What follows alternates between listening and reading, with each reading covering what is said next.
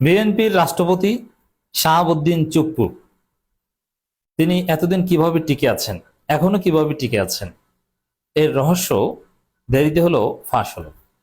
কোন শক্তি, কোন অদৃশ্য শক্তি চুপ্পুকে টিকিয়ে রেখেছে শুনলে অবাক হবেন। It's very simple. যে হাসিনা নাই, চুপ্পুর নিয়োগদাতা নাই, চুপ্পুর বস নাই, এমনকি চুপ্পুর রুহানি পিতা শেখ মুজিব নাই, শেখ মুজিবের কোনো মূর্তি নাই, শেখ মুজিবের নাম গন্ধ নাই বাংলাদেশে। সংবিধানে জাতির পিতা তাকে লেখা আছে কিন্তু কেউ মানে না। সংবিধানে শেখ মুজিবের ছবি টানার কথা বলা আছে, কেউ মানে না। শেখ মুজিবের নামে কোনো স্থাপনা বাংলাদেশে থাকতে পারে না, একদম নিষিদ্ধ। বাংলাদেশে কিন্তু শেখ মুজিবুর রহমান নিষিদ্ধ। বাংলাদেশের মুক্তিযুদ্ধের এই সর্বাধিনায়ক রাজনৈতিক কারণে, বাস্তবতার নিরিখে, তার সাকসেসরদের ভুলের কারণে আজকে শেখ মুজিবুর রহমান বাংলাদেশে নিষিদ্ধ। সে শেখ মুজিবের রুহানি সন্তান এবং হাসিনার পোষ্যপুত্র শাহাবুদ্দিন চুপ্পু আছেন, কিন্তু অন্য কেউ নাই। এটা তো অস্বাভাবিক। শাহাবুদ্দিন চুপ্পুর দল, তার যৌবনের প্রথম প্রেম ছাত্রলীগ নিষিদ্ধ, আওয়ামী লীগের কার্যক্রম নিষিদ্ধ। তো চুপ্পুর সবকিছু জয় বাংলা নিষিদ্ধ, কিন্তু চুপ্পু আছেন। এটা যে কোনো বিবেচনায় অস্বাভাবিক। টিকে আছেন, কোন শক্তি তাকে টিকিয়ে রেখেছে? এখন অনেক না, এই নেপথ্যের শক্তি আমি আসছি। এবং এই যে চুপ্পুকে নিয়ে যে আলোচনা বর্তমানে সংসদে মিটিমিটি হাসি, ডেইলি স্টারের শিরোনাম। চুপ্পুকে নিয়ে সংসদে মিটিমিটি হাসাহাসি হয়, মজার দৃশ্য। কিন্তু চুপ্পু আছেন, যেভাবে নগরে মিটিমিটি হাসি হলেও চুপ্পু আছেন। এবং জামাত এনসিপি চিৎকার করে প্লাকার্ড দেখিয়ে ওয়াকআউট করে চুপ্পুর ভাষণের সময় তাকে অপমান করা হয়, চুপ্পু আবার একটু মুখ ভেঙচিও দেন। কি রহস্য তার এই টিকে থাকার? এবং তারেক রহমান, মির্জা ফখরুল তার বক্তব্যে ইমপ্রেসড হয়ে টেবিল চাপড়াবেন, এই রহস্যটা কি? আমার দেশের শিরোনাম চমৎকার, সংসদে হাসিনা সরকারকে তুলোধনা করলেন রাষ্ট্রপতি। এইটারও বড় রহস্য কি? How is it possible? আমরা এর নানান দিক, ইম্প্যাক্ট নিয়ে, বিএনপির নির্লজ্জতা নিয়ে আলোচনা করি, বাট এর পেছনে আছে এক মহা শক্তিশালী অভেদ্য এক গ্রুপ, যারা পুরো বাংলাদেশকে চুষে খাচ্ছে। আপনি শুনলে অবাক হবেন কারা।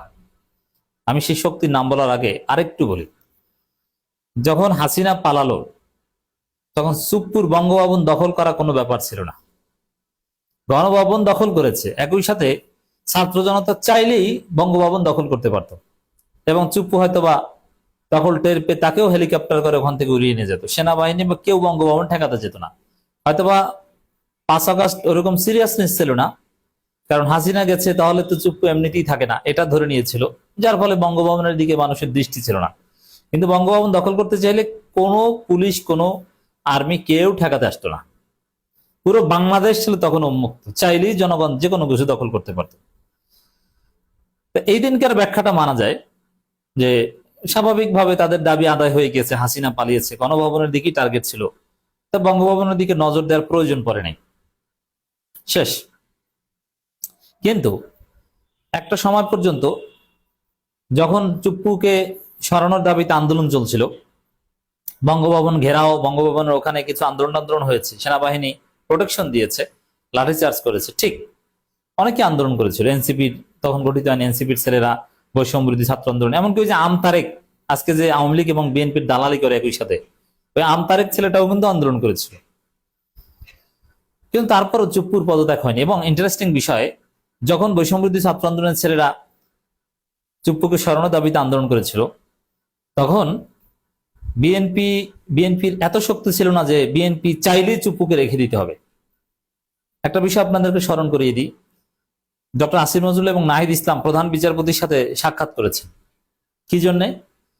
যে নতুন রাষ্ট্রপতি নিয়োগ করতে হবে, কিভাবে কি করা যায়। এর মানে সরকার সিদ্ধান্ত নিয়ে ফেলেছে, কিন্তু এক পর্যায়ে সরকার তার ফাইল ক্লোজ করে ফেলেছে, এবং বৈষম্যবিরোধী ছাত্র আন্দোলনের ছেলেরাও তাদের আন্দোলন থামিয়ে ফেলেছে, সব চুপচাপ। আর তখনকার সময় চুপ্পুকে সরালে বিএনপির এত শক্তি ছিল না যে বিএনপি কোনো ঝামেলা করবে। তখনকার সময় ইউনূস সরকার চাইলেই চুপ্পুকে সরিয়ে দিতে পারত বিএনপিকে ওভারলুক করে। তো এই দুইটা প্রশ্ন ইন্টারেস্টিং। যে ইউনূস সরকার উদ্যোগ নিয়েও আহ কেন তারা চুপ্পুকে সরালো না, ওখানে বিএনপি তেমন কোনো ফ্যাক্টর ছিল না, বিএনপিকে আমি দায় দিব না। আর বিএনপি হ্যাঁ শুরু থেকে চেয়েছিল, বিএনপির দাবি ছিল, বিএনপি সবসময় বলতো এবং বিএনপি স্বার্থের অনুকূলে ছিল চুপ্পুকে রেখে দেওয়ার, দ্যাটস রাইট, কোনো সন্দেহ নাই। কিন্তু বিএনপির কথা অস্বীকার করে, অগ্রাহ্য করে যদি চুপ্পুকে সরাতো, এমন না যে দেশে কোনো অঘটন ঘটাতো বিএনপি, বা বিএনপি এটা নিয়ে সিরিয়াস কোনো আপত্তি করে একদম মন খারাপ করে বসে থাকতো, এরকম কিছু না, জাস্ট বিএনপির কথা মানা হয়নি। তো চুপ্পুকে যদি সরাতো তাহলে বিএনপি কি বলতো জানেন? বিএনপিকে অবজ্ঞা করে, উপেক্ষা করে চুপ্পুকে সরালো, বিএনপি বলতো যে আমরা তো এটাই চেয়েছি, ভালো হয়েছে চুপ্পুকে সরানো হয়েছে। যেরকম আওয়ামী লীগ নিষিদ্ধের বিরোধিতা করেছিল বিএনপি, কিন্তু আওয়ামী লীগ নিষিদ্ধ হয়ে যাওয়ার পর বিএনপি বলেছিল যে আমরা তো এটাই চেয়েছি, ভালো হয়েছে, তো আমরা ধন্যবাদ জানাই সরকারকে। ওইরকম চুপ্পুকে সরালে বিএনপিও ধন্যবাদ জানাতো। কিন্তু কেন সরানো হয়নি, কেন বৈষম্যবিরোধী ছাত্র আন্দোলন স্থগিত হয়ে গিয়েছিল, কেন ইউনূস সরকার হঠাৎ থমকে গেছে? সবকিছুর নেপথ্যে হচ্ছে এস আলম গ্রুপ। এটি হচ্ছে আজকের এই আলোচনার টপিকের মূল উত্তর।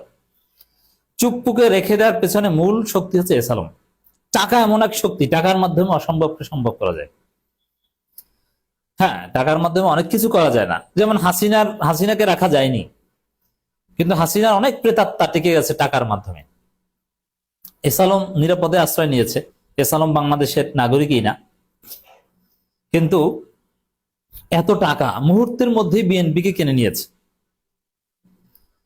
যেমন সালাউদ্দিন এস আলমের লোক, সালাউদ্দিন কোন গাড়িতে চলেন? এস আলমের। সালাউদ্দিনের ছেলে এস আলমের সম্পত্তি দেখভাল করেন। বিএনপির চট্টগ্রাম অঞ্চলের নেতারা বহিষ্কারও হয়েছিল এ কারণে, যে এস আলমের গাড়িটারি সরাতে সহায়তা করেছে, এই করেছে সেই করেছে, কিন্তু দিন শেষে কিছুই না। এবং যুবদলের সভাপতি সেক্রেটারি এস আলমের কাছ থেকে 200 কোটি টাকাও নিয়েছে। তো 200 কোটি টাকা, 100 কোটি টাকা, 1 কোটি, 2 কোটি টাকা, এটা কিছুই না। সাপোজ চুপ্পু যেহেতু ওরকম সিরিয়াস না, এস আলম এমন শক্তি, যদি তারা বলে যে তুমি চুপ্পুর পক্ষে আন্দোলন, চুপ্পুকে সরাতে আন্দোলন করো, বৈষম্যবিরোধী ছাত্র আন্দোলন, নাও 100 কোটি টাকা, তোমরা ভাগ করে খাও, বাবারা তোমরা আন্দোলন করে নাও, 100 কোটি টাকা দেওয়া কোনো ব্যাপার না, এত টাকা তাদের। এবং সরকারের উপদেষ্টারা যাদের একটু লোভ টোভ আছে, যদি বলা হয় যে তোমাকে 100 কোটি টাকা দিছি, তুমি চুপ্পুকে সরানোর বিষয় একদম চুপচাপ থাকো, সরানোর দরকার নেই, বা এই ফাইলটা একটু ক্লোজ করে দাও, এরকম নানান গোষ্ঠীকে এস আলম গ্রুপ 100 কোটি টাকা, 200 কোটি টাকা দিয়ে টিকিয়ে রাখবে, কোনো ব্যাপার না। এবং এস আলমের এত প্রতিষ্ঠান আছে, ওই প্রতিষ্ঠানগুলো সরকারের উপর এখনো প্রভাব বিস্তার করতে সক্ষম, যে কোনো সরকারের উপর। মধ্যপ্রাচ্যের তেল কোম্পানিগুলো যেরকম রাজার উপর প্রভাব বিস্তার করতে পারে, এরকম এস আলমের কোম্পানিগুলো যে কোনো সরকারের উপর প্রভাব বিস্তার করতে পারে। এত টাকা, ওই টাকা চুপ্পুকে টিকিয়ে রেখেছে। এস আলমের অডেল টাকায় হাসিনা আমলে চুপ্পু রাষ্ট্রপতি হয়, এস আলম মেকানিজমে, রহস্যে ইউনূসের আমলে শেষ পর্যন্ত টিকে থাকে চুপ্পু, বিএনপির আমলেও রাষ্ট্রপতি থাকে।